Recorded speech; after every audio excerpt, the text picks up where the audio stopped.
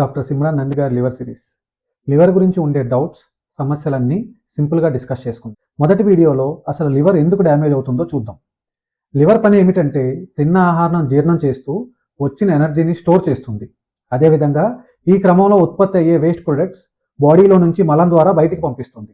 కానీ మద్యం ఎక్కువగా తీసుకోవటం, జంక్ ఫుడ్స్ ఎక్కువగా తినటం, షుగర్ కంట్రోల్లో లేకపోవటం, ఈ అలవాట్లు లివర్ చేసే పనిని ఆటంకం కలిగిస్తూ నెమ్మదిగా లివర్ని డ్యామేజ్ చేస్తాయి. డ్యామేజ్ వల్ల కనపడే లక్షణాలు చూసినట్టయితే అలసట, ఆకలి తగ్గిపోవటం, కళ్ళు పసుపు రంగులో రావటం, కడుపు ఉబ్బరంగా ఉండటం. అందుకనే ముందుగానే జాగ్రత్త పడాలి. ప్రాబ్లం ఏమిటంటే లివర్ ఎక్కువగా డ్యామేజ్ అయ్యే వరకు లక్షణాలు కనిపించవు. మీ లివర్ ఎలా ఉందో చెక్ చేయించుకోండి. మద్యం తీసుకోకండి, జంక్ ఫుడ్స్ ఆపేయండి, రెగ్యులర్గా ఎక్సర్సైజెస్ చేయండి.